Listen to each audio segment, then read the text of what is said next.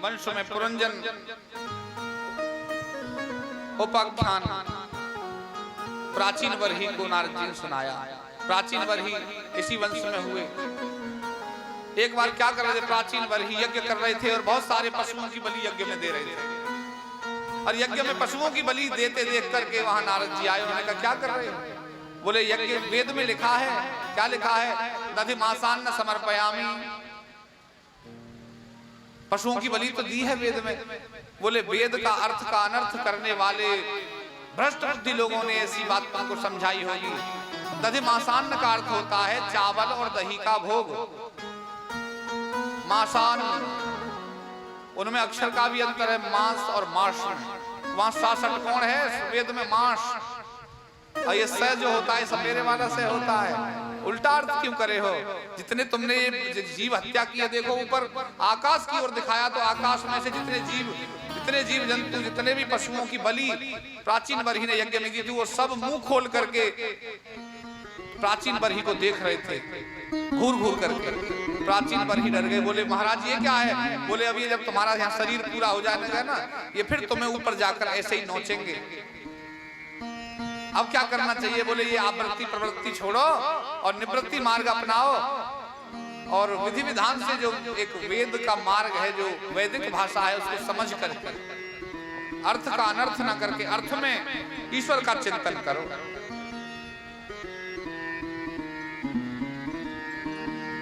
कैसे होगा? तो फिर उन्होंने नारद जी ने पुरंजनोपाख्यान को प्राचीन बरही को सुनाया। कहा दो मित्र थे, अभिज्ञात और पुरंजन, बड़े प्रेम से रहते थे।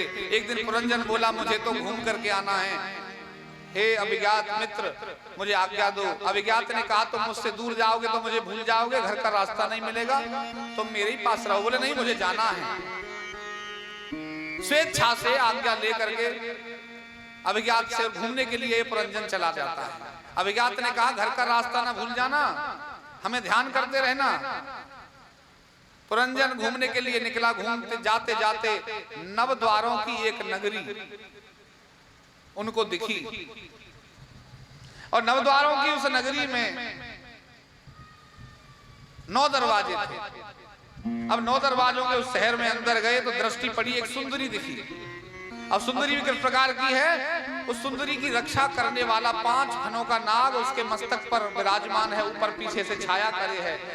एक सेनापति है, 10 सैनिक हैं और दोनों सेनापति सैनिक उसके आगे पीछे चल रहे हैं। पुरंजन ने देखा अति सुंदरी है, उसके पास पहुंचे।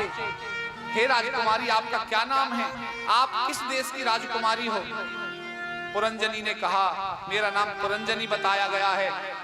मुझे जब होश आया तो मैंने अपने पास इस रक्षा के लिए 5 फनों के नाग को पाया, एक सेनापति और ये 10 सैनिक मेरे आसपास रहते हैं जमीन से। बोलो आपका नाम क्या है? पुरंजनी ने पूछा। बोले मेरा नाम पुरंजन।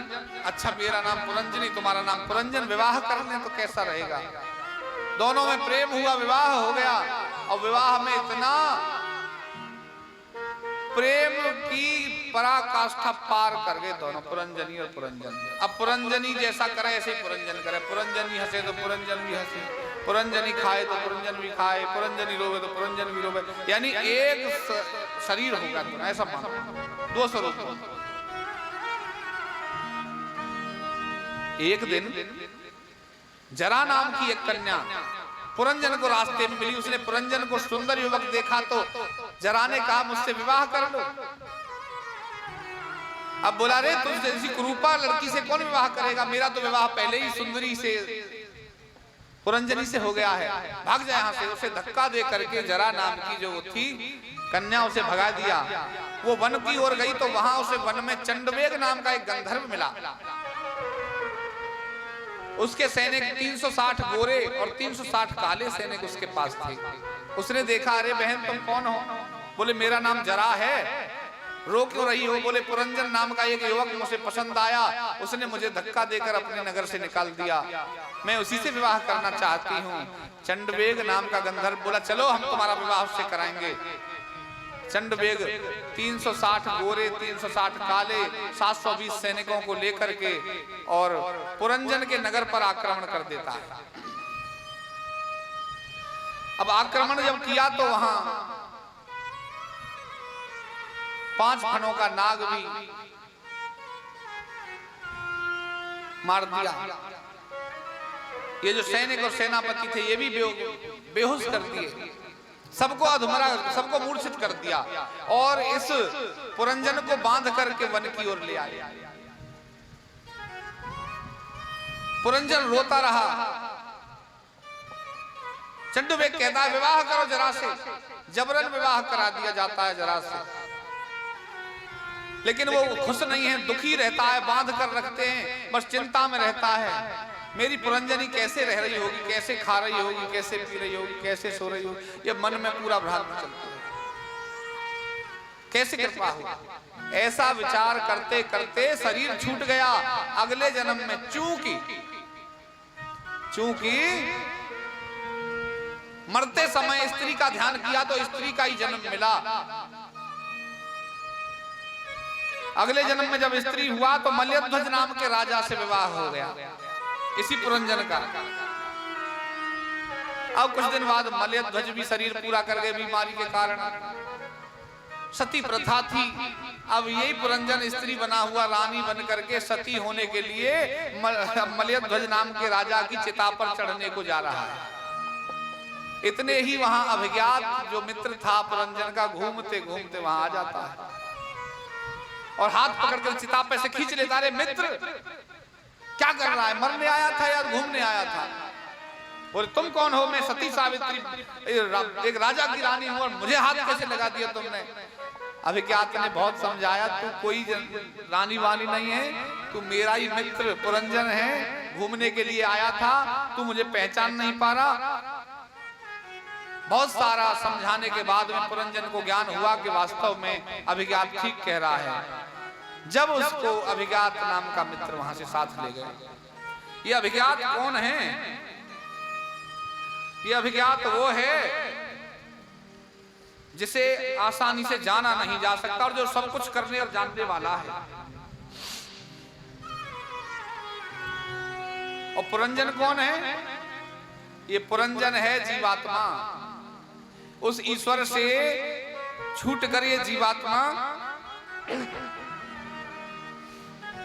पृथ्वी पर घूमने के लिए आता है और इस 9 दरवाजों के शरीर में, ये जो शरीर है 9 दरवाजों का शहर है, 9 छिद्र हैं इसमें, आकर के बस जाता है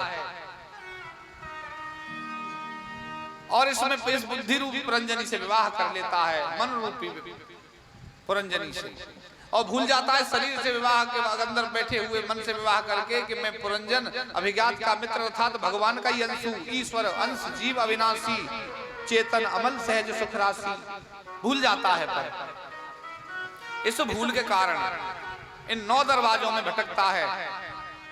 ये 5 फणों का नाग क्या है? ये 5 प्राण हैं। सेनापति है मन, सैनिक हैं इंद्रियां, ये इंद्रियां उसकी रक्षा करती हैं। ये मन सेनापति बना फिरता है, ये करना है वो करना है, पूरा हैंडल, पूरा रथ की लगाम अपने हाथ में रखता है ना शरीर की। मन एव मनुष्याणाम कारणम बंध मोक्षयो।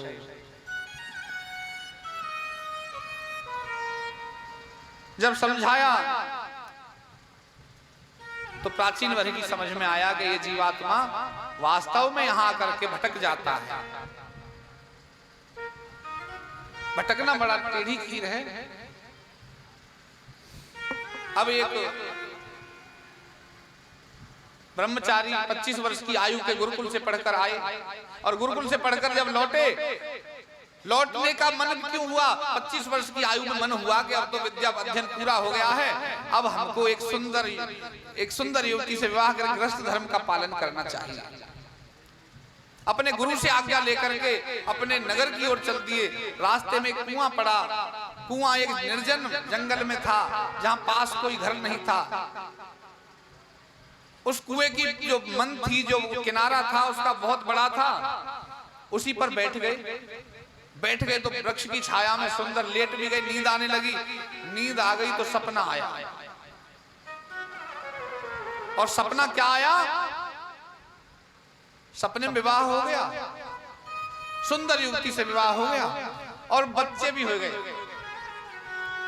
अब रात को पलंग पर लेटे हैं, जो दहेज में पलंग मिला है, बच्चे बीच में।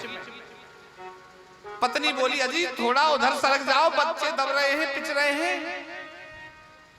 अब पलंग पे से जैसे ही इसने करवट ली, अब पलंग से नीचे उधर कुएं में अंदर, मन पैसे भी नीचे गिर पड़ा। कुएं में चिल्लाए, बचाओ बचाओ। दूर जाते हुए यात्रियों ने आकर के निकाला, गांव के लोग कुछ आए, बाहर निकाला तो सबसे पहले उसका प्रश्न यही था, आपकी में से कौन कौन की शादी हो गई है? अरे बोले तुम जाओ अपना रास्ता दो। बोले नहीं, जवाब चाहिए। बोले क्यों पूछते हो? बोले हमारे तो सपने में हुई थी, कुएं में गिर पड़े, तुम रोड पे कैसे हो? बोलो गोविंद भगवान की, उसकी इच्छा मर गई। तो ये मन एवं मनुष्याणाम कारणम बंध मोक्षयो, ये जो चाहता है उसे मत करो, वही आनंद है। कठोरता से उससे विमुख हो जाओ। प्राचीन बरही के 10 पुत्र प्रचेतागण हुए। नारद जी ने उपदेश दिया तो तपश्चर्या के लिए चले गए। प्रियव्रत ने अपने रथ से सप्तद्वीपों का निर्माण किया। कथाएं लंबी हैं, क्योंकि होने में अब कितना समय होता नहीं है। अब मैं अपने व्रत की चर्चा करूं, 15 मिनट यहाँ लगेंगे। अब कौन सी कथा पहुंचानी है अजामिल तक। बोलो गोविंद भगवान की जय हो। और आपकी दृष्टि मेरे मुख रूपी घड़ी पर टिकी है कि महाराज देख लो। अब महाराज भी देख रहे हैं, चिंता न करो, थोड़ा सा समय लगता है, कथाएं ज्यादा रहती हैं, फिर भी कोशिश करते हैं घड़ी बार बार देख के कि आपके मन की भावना पहचाने। बोलो श्री गोविंद भगवान की जय हो। ऋषभदेव जी का जन्म हुआ इन्हीं के वंश में। इंद्र ने अपनी बेटी का विवाह कर दिया। प्रथम पुत्र भरत हुए, उनके भी 100 पुत्र। अपने पुत्रों को उपदेश दिया। ऋषभदेव जी ने अष्ट सिद्धियों को ठुकरा दिया था, ऐसे ऋषभदेव जी थे। इन्हीं के बड़े पुत्र भरत जो सम्राट बने, उनके 5 पुत्र हुए। वो भी अपने पुत्रों को समय से ही राज्य सिंहासन पर स्थापित करके वन को जाकर के राजर्षि हुए। हिरण के बच्चे से मोह हो गया और मरने तक उसी की चिंता होती रही, क्योंकि वो भाग गया था छोड़ करके। अब उस हिरण के बच्चे के मोह के कारण वो कैसे खा रहा होगा, कैसे पी रहा होगा, इसी चिंता में प्राण छूट गए। और अगले जन्म में जैसी मति ऐसी गति, हिरण के ही गर्भ से जन्म, हिरणी के गर्भ से जन्म हुआ, हिरण का बच्चा बन गए भरत जी। राजर्षि भरत देखो, मति भ्रम से कैसा तपस्या पूरे जीवन करी और अंत में हिरणी के बच्चे में मोह फंस गया और उसी मोह के कारण हिरण बन गए। लेकिन उस जन्म में तपश्चर्या के प्रभाव से अपने पूर्व जन्म का स्मरण रहा। और जब से पैदा हुए, जब से जल अन्न घास कुछ नहीं खाया और बस जैसे प्राणायाम चढ़ा गए हों, अपने शरीर को जल्दी से पूरा करके अगले जन्म में एक ब्राह्मण के घर में जन्म लिया और परमहंस की स्थिति में आ गए। सबको पागल बन करके दिखाएं, लेकिन अपने तपश्चर्या में लगे रहे, नाम कीर्तन करते रहे। एक दिन रहोगण राजा पालकी को कहारों के द्वारा उठवाकर कहीं यात्रा कर रहा था। एक कहार बीमार हो गया, जड़ भरत वहीं से निकल रहे थे। सब जड़ भरत कहने लगे उनको, क्योंकि वो पागलपन जैसी लीला करते थे। कहारों ने इनको ही पकड़ा, बोले एक चंगा भला आदमी, इसी को इसमें लगा लो। अब उसी में उनको लगा दिया गया।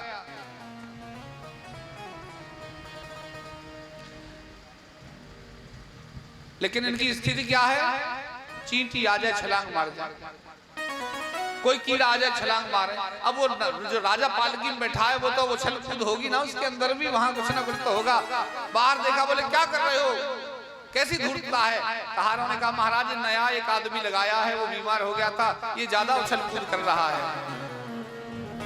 तो क्या किया जाए, इसको ठीक कर दें। अरे मजाक में कहा, तंदुरुस्त थे तो मजाक में कहा, देखो कैसा दुबला पतला आदमी है बेचारा, अरे इसको क्यों तंग करते हो।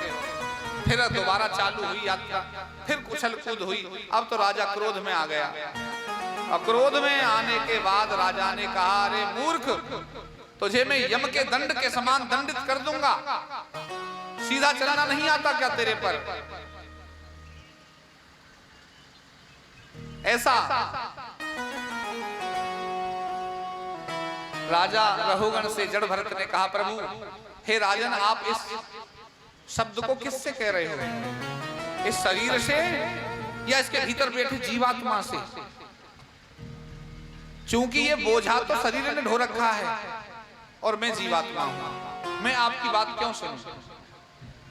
और यदि आप जीवात्मा से कह रहे हो तो भी जीवात्मा थोड़ा ही है बोझा ढोने वाला, ये तो शरीर है।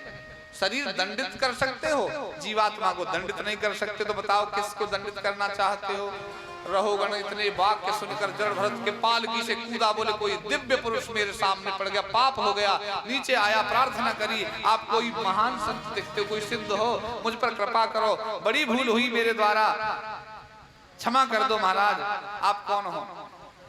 बोले मैं जो भी हूं, पर इतना समझ लो राजन, जैसे चूल्हे पर कोई भगोना या कोई पतीली या कोई हंडिया रख दी जाए और उसमें चावल गर्म करे जाएं, तो पहले क्या गर्म होगा? पहले चावल गर्म होंगे कि वो बर्तन गर्म होगा? पहले बर्तन गर्म होगा। तुम बनते तो बहुत ज्ञानी हो, तुम्हारी बुद्धि तो ऐसे तपश्चर्या जैसे पुरुषों की तरह, लेकिन तुम इस शरीर से मूर्ख हो। चूहा बटलोई का गर्म करने वाला ये उदाहरण दिया, कहा कि जीवात्मा इसके भीतर बैठा है, पहले शरीर को तपाया जाता है, उसके बाद जीवात्मा तक वो तपश्चर्या पहुंचती है। सब कुछ राजपाठ में रह करके तुम तपश्चर्या नहीं कर सकते, तुम्हें राजपाठ छोड़ना होगा, तप करना होगा, जब मुक्त हो सकोगे। रहुगण ने उसी क्षण से अपना राज्यपाठ अपने पुत्रों को दिया, त्याग दिया और वन को चले गए तपस्या करने, और तपस्या करके अंत में भगवान को प्राप्त हो गए। बोलो गोविंद भगवान की जय हो।